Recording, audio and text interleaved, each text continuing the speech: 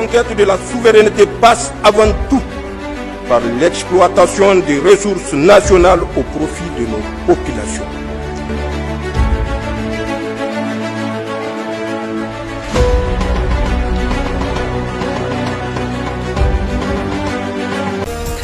Soyez donc les bienvenus dans cette édition. Je l'annonçais en titre le vendredi dernier. La maison de la télévision du Niger a abrité le lancement officiel de la Moussabaka RTN édition 2025, un événement phare dans le domaine religieux et culturel du pays. Cette année, le concours prestigieux a enregistré la participation de 136 candidats, tous sélectionnés pour leur aptitude à réciter le Saint-Coran. Ce matin, le directeur général de la Banque islamique du Niger, BIN, et le directeur général de la radio-télévision du Niger, RTN, ont effectué une visite à la régie Télé Sahel où se déroule le concours de la Moussabaka édition 2025. D'autres précisions avec Issa Ousmane Mohamed. Placé sous le thème « La foi et la solidarité au service de la souveraineté nationale », cette édition met en lumière l'importance de la foi et de l'unité nationale en s'appuyant sur la pratique religieuse et la solidarité communautaire. Les activités de sélection des meilleurs élèves en récitation du Saint-Coran se poursuivent activement sous la supervision rigoureuse des membres du jury et des talibés candidats. Ces derniers s'efforcent de montrer leur maîtrise de la lecture et de la récitation dans un esprit de compétition saine et respectueuse.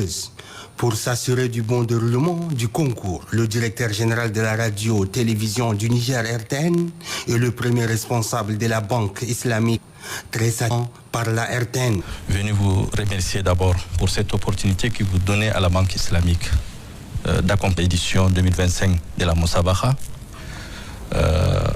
Nous avons l'habitude d'accompagner la Moussabaka, mais cette fois-ci, nous avons décidé d'accompagner l'ORTN. Et nous sommes vraiment satisfaits de la façon dont les choses sont organisées aujourd'hui. Et nous vous encourageons à continuer jusqu'à la remise des trophées, je pense, demain, pour ceux qui seront retenus comme étant les meilleurs lecteurs. Nous accompagnons une ciel. Et Dieu dit dans le Coran, « Ata'awunu alal birri wa taqwa ». Et ça, c'est une preuve concrète qu'on accompagne, n'est-ce pas, une œuvre spirituelle, et on accompagne des apprenants qui, pour certains, pensent que le fait de ne pas être retenu peut constituer un découragement, mais non. Parce que le fait de participer déjà, il y a les hasanat qui vont avec. Donc, c'est la seule compétition où vous n'avez pas un prix, mais derrière vous avez une grande récompense. Donc, à tous ces jeunes, je les encourage à continuer à apprendre, continuer à se perfectionner de manière à ce que ce savoir-là puisse réjaillir sur la société nigérienne et que ça bénéficie à toute la communauté au-delà du Niger, à la Oumma islamique. À la fin de cette visite, une fatia a été dite par le président du jury en remerciant de tous ceux qui ont contribué à la réussite de cet événement et pour implorer des bénédictions divines sur les candidats. À noter que demain la remise des prix aux lauréats de cette édition 2025 se fera en direct sur la chaîne nationale. Gazawa, région de Maradi, les autorités administratives, coutumières et population étaient au rendez-vous de la séance de lecture du Saint-Coran à la mémoire des martyrs de Fambita. Les détails avec Balkissa Koskoy.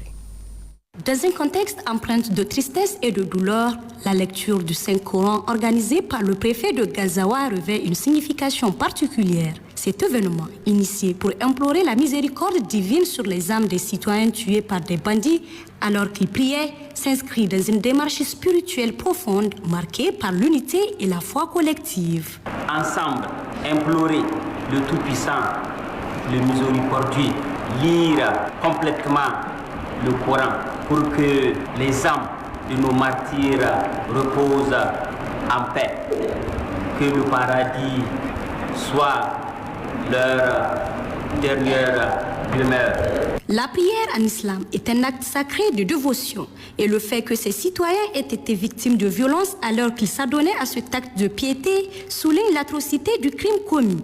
En organisant cette lecture, le préfet, le chef de canton, les responsables des services, les FDS et fidèles musulmans de Gazawa implorent le pardon divin pour les victimes et qu'Allah punisse les criminels selon sa volonté. Et puis dans la région de Maradi, c'est à travers une rupture collective suivie de prières et fatiha organisées par les autorités départementales que les populations d'Agué ont apporté leur compassion aux victimes de Fambita. Elles ont prié pour le repos éternel des âmes disparues et un retour définitif de la paix au Niger. Le point avec Gunga Gibrima et Nafiou Alaj. Lecture du Saint-Coran, prière et invocation.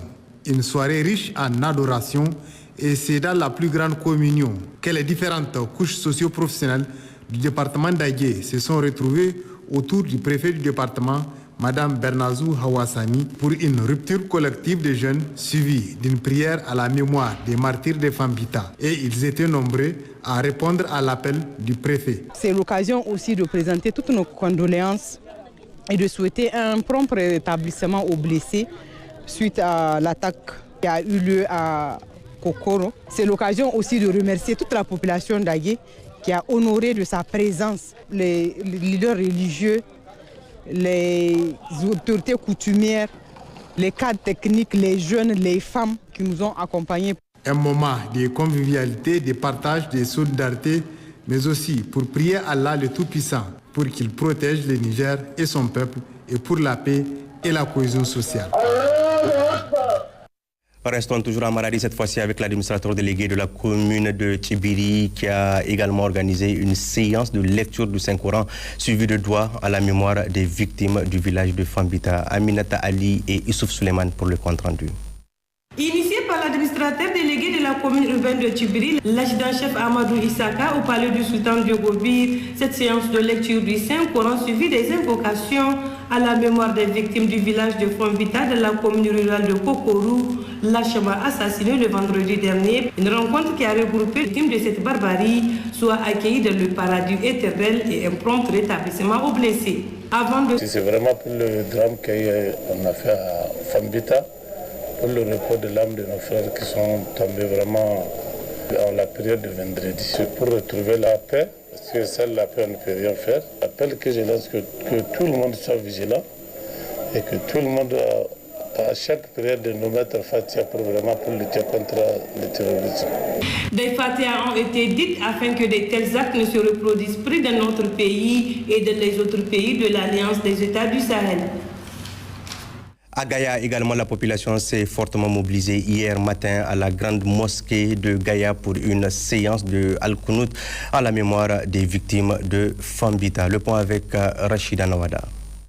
Cette séance de lecture du Saint-Coran suivie de la prière Al-Qunut à la mémoire de nos compatriotes disparus de Fambita est organisée par le préfet du département de Gaïa, le chef d'escadron Moussa Saleh, et a enregistré la présence des autorités traditionnelles, responsables des FDS, leaders religieux, fidèles musulmans et sociétés civiles, venus nombreux pour dénoncer cette barbarie de Fambita sans précédent de l'histoire de notre pays.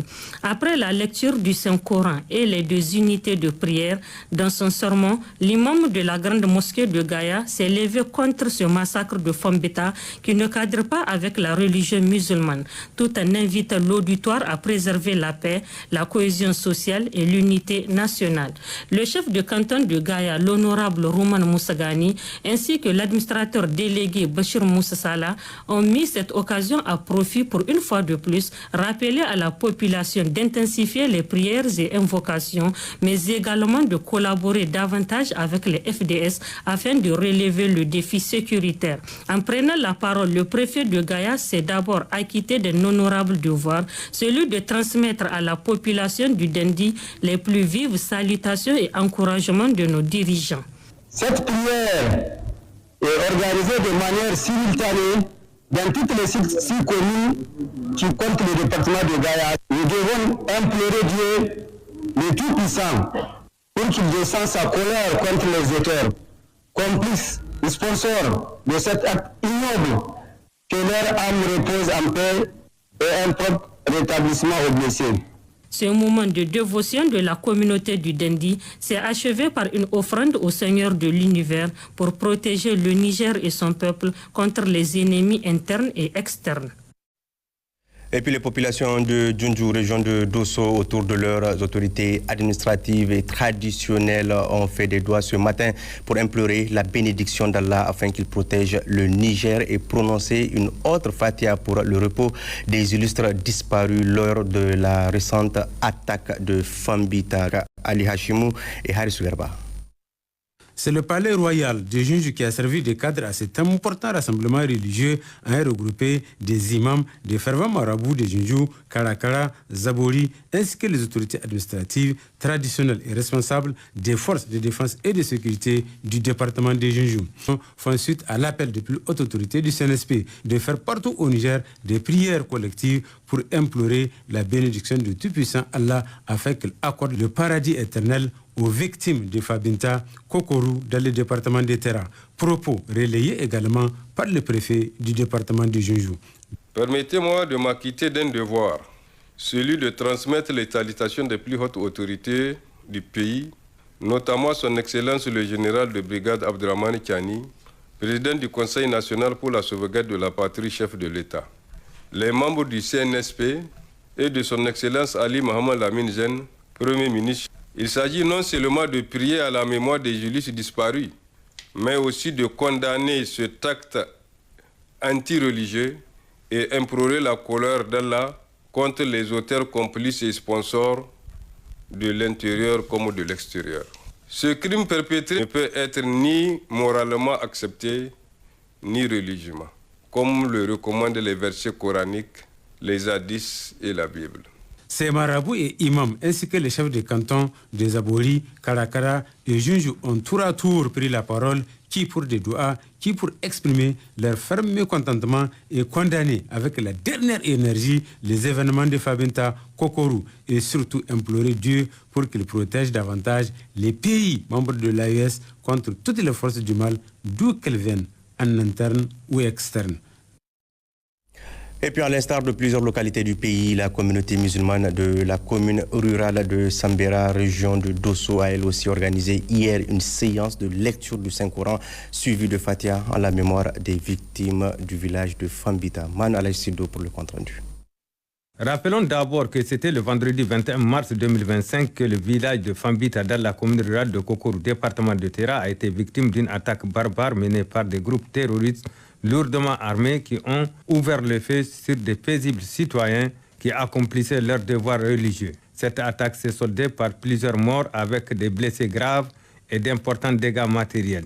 Vu l'ampleur de la situation, le ministre d'État, ministre de l'Intérieur, de la Sécurité publique et de l'administration du territoire a demandé à l'ensemble des Nigériens, et quel que soit leur emplacement, de se mobiliser pour organiser des séances de lecture du Saint-Coran et des doigts à la mémoire des victimes, souhaiter aussi prompt rétablissement aux blessés, puis implorer le bon Dieu afin qu'il épargne notre pays, son peuple, ses dirigeants, ses vaillantes forces de défense et de sécurité, mais aussi ces deux pays de l'AES contre toute force du mal. C'est pour répondre à l'appel que, sur initiative de l'administrateur délégué de la commune rurale de Sambera dans le département de Dosso, l'adjudant-chef Issa Abdou Saleh, les populations sont sorties massivement pour procéder à la lecture du Saint-Coran, à l'issue de laquelle elles ont prononcé une importante fatia pour le repos des martyrs, souhaiter prompt rétablissement aux blessés, mais aussi pour implorer la clémence du bon Dieu afin qu'il continue à protéger notre pays et son peuple, qu'il nous garantisse la paix, la cohésion sociale et la sécurité. L'adjudant-chef de la commune rurale de Sambera a saisi l'occasion pour remercier l'ensemble des fidèles pour leurs efforts avant de leur demander de renforcer leur collaboration avec nos autorités et les forces de défense et de sécurité à tous les niveaux pour une meilleure sécurisation des personnes et de leurs biens. Cette cérémonie a été sanctionnée par la prière du Zuhur, à l'issue de laquelle l'imam de Sambera a saisi l'occasion pour condamner ces actes barbares survenus à Fambita avant de prononcer une autre fatia au profit de notre pays et des pays de l'AES. Restons toujours à Dosso où suite aux événements fâcheux de Fambita, tous les chrétiens et pasteurs de la région se sont mobilisés pour prier pour la paix et la cohésion sociale, puis présenter leurs condoléances aux familles des victimes et souhaiter prompt rétablissement aux blessés. Le point avec Ali Hashimou et Haris Garba.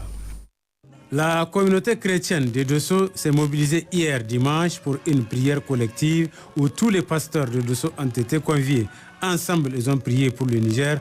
Ensemble, ils ont prié de l'esprit de communion de cœur et des esprits, d'une part, pour présenter leurs condoléances les plus émues aux familles des victimes de l'attaque barbare, lâche et criminelle de Fambita dans la commune rurale de Kokorou le vendredi passé. Souhaiter également un prompt rétablissement aux blessés. Cette prière collective de la communauté chrétienne de Dosso a enregistré la présence des autorités locales, notamment la préfète de Dosso, l'administrateur délégué et l'honorable sultan de Dosso, qui n'ont pas du tout caché leur profonde amertume. Nous ne pouvons pas penser que des êtres humains puissent agir de la sorte. Au nom de quel principe, au nom de quelle foi, au nom de quelle religion est-on autorisé à ôter la vie à autrui? Nulle part dans nos convictions, ça n'existe. Et pourtant, des bandits armés, des fous, se permettent, s'amusent à arracher des vies humaines sans raison. Pour cela, nous voilà aujourd'hui réunis pour prier pour ceux qui ont perdu la vie. Que Dieu le Tout-Puissant les pardonne et les accueille dans son royaume. Ces pasteurs et l'ensemble des chrétiens de Dosso ont promis aux autorités de poursuivre intensement ces prières jusqu'à la victoire totale. Nous avons jugé bon d'être ensemble et comme un seul homme pour élever nos voix vers Dieu une fois de plus, pour marquer la douleur, ce que nous ressentons, la tristesse par rapport à ce qui est arrivé le vendredi. Comme il est de tradition en pareille circonstance et selon les versets 18 à 20 de la Bible, les serviteurs peuvent jeûner 3 jours durant pour implorer davantage la bénédiction du Seigneur, maître des cieux, de la terre et de l'univers, afin qu'il crée la confusion dans la tête de ces bandits armés de grands chemins sans foi ni loi. Les populations de Bosso, région de Difa, ont-elles aussi organisé une séance de prière?